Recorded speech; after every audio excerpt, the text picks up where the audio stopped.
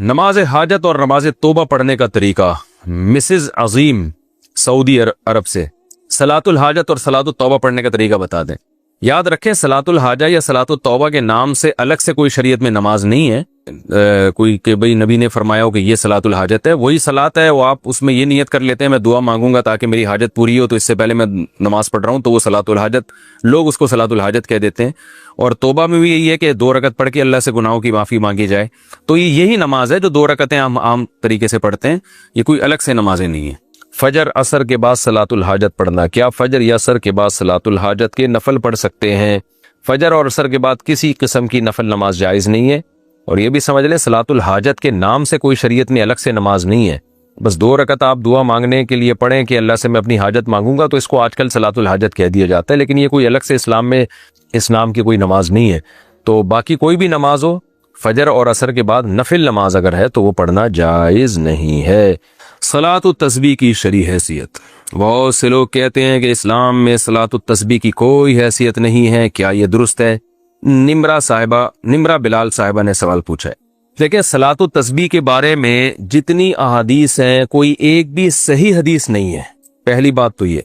दूसरी बात ये कि फुक़हा का उसूल है कि ज़ईफ़ हदीसें जब कसरत से हों तो वो दर्जा हसन तक पहुंच जाती है, यानी काबिल कबूल हो जाती है वो। इस बेस पे अगरचे सही हदीस एक भी नहीं है, लेकिन कसरत से हदीसें हैं, अगरचे वो ज़ईफ़ हों तो वो मिल के एक क़ुव्वत मिल जाती है उनको। इस बेस पे जुमहूर उलमा का यही मज़हब है, यही उनका कौल है, यही उनका फतवा है कि सलातुत तस्बीह को बिल्कुल कलदम करार दे देना ये दुरुस्त नहीं है। इस नमाज की एक हैसियत है, ये सुन्नत अमल है, क्योंकि ज़ईफ़ रिवायतों की कसरत की बेस पे जो है वो फतवा ये दिया जाएगा कि ये नमाज साबित है, और वो फजीलत जो इसकी हदीस में आती है वो फजीलत साबित है।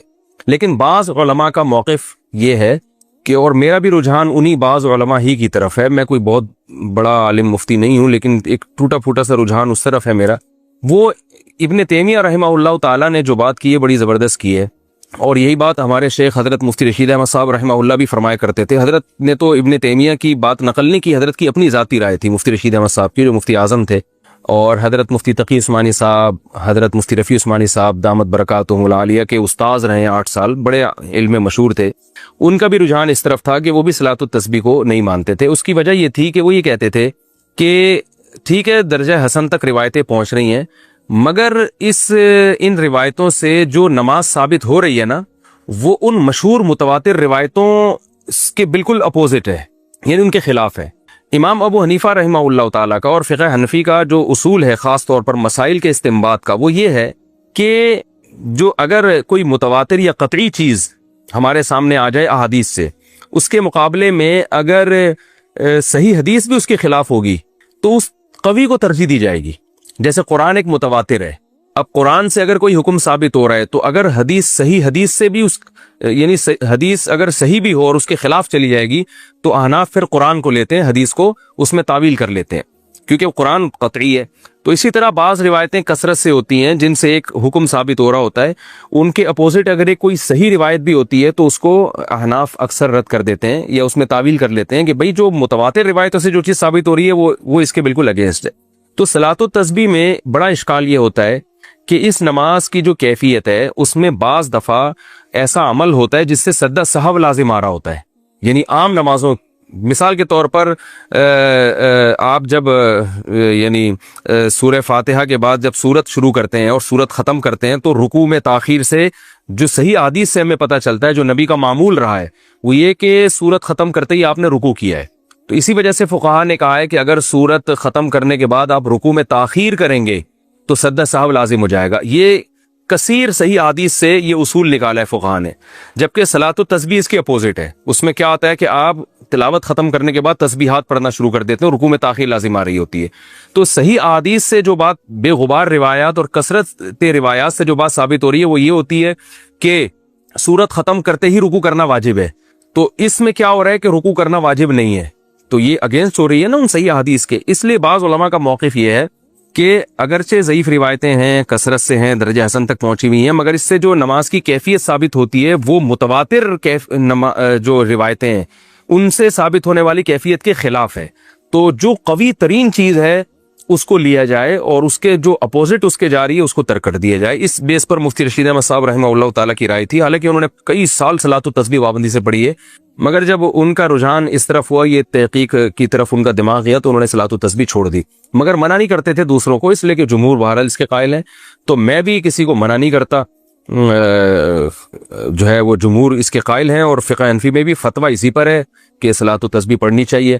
تو لیکن بعض علماء بہرحال اس طرف گئے. اور پھر میں نے بعد میں علامہ ابن تیمیہ رحمہ اللہ تعالیٰ کی تحقیق پڑھی، انہوں نے بھی یہ بات لکھی ہے کہ لم یثبت مثلہ بمثلہ، کہ جس قسم کی نماز ان روایتوں سے ثابت ہو رہی ہے صلاۃ التسبیح والی، تو اس جیسی نماز جو صحیح روایتوں کے بالکل اگینسٹ جا رہی ہے، اس کے لیے بہت مضبوط دلیل ہونی چاہیے.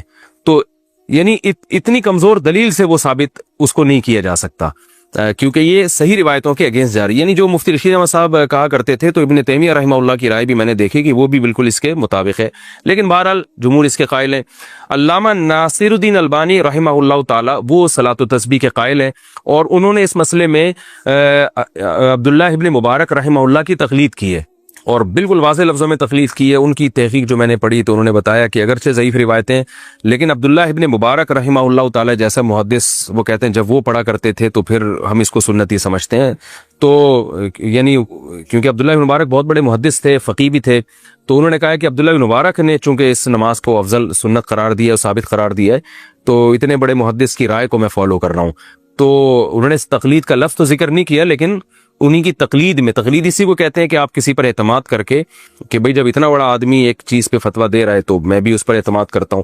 تو اگر کوئی تقلید کے طریقے پر اگر کوئی عبداللہ بن مبارک کو فالو کرے یا کسی دوسرے مجتہد کو، پھر تو ٹھیک ہے.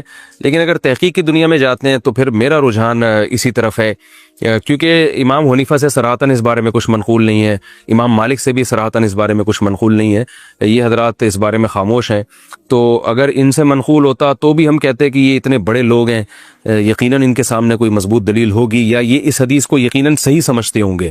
کیونکہ مجتہد کا کسی حدیث پہ فتویٰ دے دینا یہ اس کی علامت ہے کہ اس کی نظر میں یہ حدیث بالکل صحیح ہے.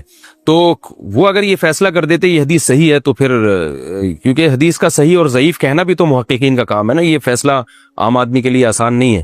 تو اس بیس پر میرا اپنا جو ذاتی رجحان ہے وہ یہی ہے کہ صلاۃ التسبیح کوئی پڑھ رہا ہے تو ٹھیک ہے، جمہور کے قول پر عمل کرے، دونوں طرف دلائل ہے. لیکن میرا جو رجحان ہے کہ جب صحیح احادیث سے جو نمازیں ثابت ہیں وہ اتنی کثرت سے ہیں، جو بالکل بے غبار روایات ہیں، اور ان میں اتنا ثواب ہے، تو بھائی جو کمزور چیز ہے اگر بہت وقت بچ جائے تو اس کی طرف آئیں اور صحیح حدیث کو فالو کریں، تو میرا خیال زیادہ اچھا ہے. لیکن بہرحال کوئی صلاۃ التسبیح پڑھتا ہے تو بدعت نہیں کہہ سکتے، کیونکہ بڑے بڑے علماء کا اس میں اختلاف ہے، اور جب اتنے بڑے فقہاء اور علماء کا اختلاف ہوتا ہے تو اس کی بیس پر کسی عمل کو بدعت بہرحال ہم نہیں کہہ سکتے، جبکہ روایتیں اس طرف موجود بھی ہیں. تو اس لیے آپ جس کی بات کو فالو کرنا چاہیں، جس عالم کے قول پر عمل کرنا چاہیں، آپ کو اختیار ہے. اس میں دونوں رائے ہیں. باقی صلاۃ التسبیح میں ایک اور میں بات آپ سے عرض کروں کہ دیکھیں، نماز تو جمہور کا مذہب تو یہی ہے، فقہ حنفی میں بھی فتویٰ اسی پر ہے کہ صلاۃ التسبیح پڑھنا سنت ہے، اور بڑے بڑے علماء اس کے قائل رہے ہیں، جس کی ڈیٹیل میں نے آپ کو بتائی. باقی بعض لوگوں کا ایک مزاج بھی ہوتا ہے، میرا ایک اپنا ایک جو مزاج ہے، میں کہتا ہوں یار ایسی چیز کو لو جو بالکل بے غبار ہو. کیونکہ رسول اللہ صلی اللہ علیہ وسلم جو تھے تہجد کی نماز روزانہ پابندی سے پڑھا کرتے تھے، جن کیفیات کے ساتھ، 2 رکعتیں کر کے بھی، کبھی 4 رکعتیں کر کے بھی، اس میں آپ سورہ فاتحہ پڑھتے، پھر سورت ملاتے، پھر رکوع کرتے. تو یہ کیفیت تھی. تحیات کے بعد درود شریف اور دعا پڑھ کے سلام پھیرتے. اور اسی طرح اشراق کی نماز آپ نے بتائی، اوابین کی نماز بتائی، یہ بالکل بے غبار روایات سے ثابت ہیں، ان میں کوئی اختلاف بھی نہیں ہے. تو بعض کا مزاج بھی ہوتا ہے، میرا مزاج یہ کہ بھائی ایسی چیز کو لے لو جو بالکل بے غبار ہو. لیکن بعض لوگ کہتے ہیں کہ بھائی اس میں چونکہ تسبیح کا عمل بہت زیادہ ہو رہا ہے اور بڑی لمبی نماز ہوتی ہے اور تسبیح سے ایک طرف دماغ لگتا ہے، اس بیس پہ کہتے ہیں کہ یہ پڑھنی چاہیے. تو اس میں ایک ذوق کا بھی اپنا دخل ہوتا ہے. تو دونوں رائے ہیں، آپ جس رائے کو چاہیں. بسم اللہ الرحمن الرحیم. ایئر یونیورسٹی اسلام آباد کے مسائل سیشن میں ریکارڈ کروا رہا تھا. پچھلے ہفتے جو سیٹرڈے گزرا ہے، کچھ مسائل کے آنسرز میں دے چکا تھا، کچھ مسائل رہ گئے ہیں جو آج انشاءاللہ میں کمپلیٹ کروں گا. میرا سوال یہ ہے کہ کیا شراب بڑا گناہ ہے یا سود؟ کیونکہ سنا ہے کہ سود کا سب سے ہلکا درجہ بھی ایسا ہے جیسے کوئی اپنی ماں کے ساتھ بدکاری کرے. اگر یہ درست ہے تو سود کے خلاف بہت کم بات کیوں کی جاتی ہے؟ دوسرا یہ کہ لوگ تقدیر کے بارے میں کہتے ہیں کہ جب سب معلوم ہے تو کوشش کا کیا فائدہ؟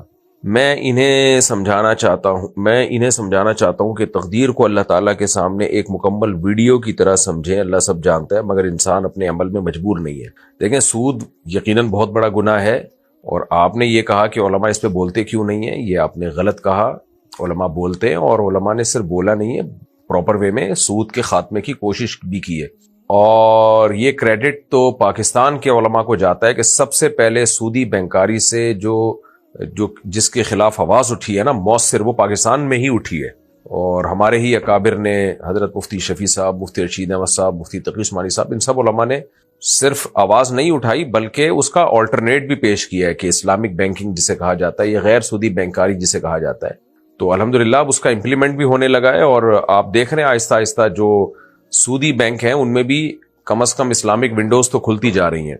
ہاں نیگیٹو اگر کسی نے سوچنا ہے تو وہ تو سوچتا ہی رہے گا. جن لوگوں کو سود کی الف بے بھی نہیں پتا ہے وہ اس اسلامک بینکاری پہ اعتراض کر رہے ہیں کہ یہ تو سود ہی ہے، تو ان کو پتہ ہی نہیں ہے کہ اسلامک بینکنگ کی بنیاد 6 عقود پر ہے جو اسلامی عقود ہیں. بے سلم ہے، یعنی سلم ہے، استثناء ہے، اجارہ ہے، مشارکہ ہے، مزاربہ ہے اور مرابحہ ہے.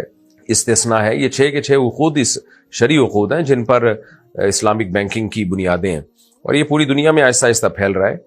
یعنی اسلامک بینکنگ جو ہے، یہ غیر سودی بینکاری آپ کہہ لیں اس کو، وہ پھیل رہی ہے پوری دنیا میں.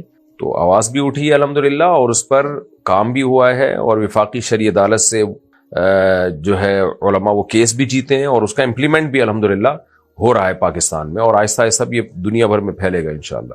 باقی جو آپ نے کہا کہ تقدیر کی ایک مثال دی ہے، بالکل درست مثال دی ہے کہ انسان جو ہے مجبور نہیں ہے. اللہ کے علم میں ہوتی ہے یہ بات کہ اپنے اختیار سے گناہ کرے گا یا نیکی کرے گا، تو اسی کے حساب سے سب چیزیں ہو رہی ہیں. تو میں ایک ایپ استعمال کرتا ہوں جس میں 100 روپے جمع کروانے پر 300 روپے واپس ملتے ہیں. کیا یہ حرام ہے حلال؟ جناب یہ ایپ والے آپ کے کیا لگتے ہیں جو آپ کو 100 روپے جمع کروانے پر 300 روپے دے رہے ہیں؟ آج کل تو سگے ماموں بھی ایسا نہیں کر رہے ہوتے.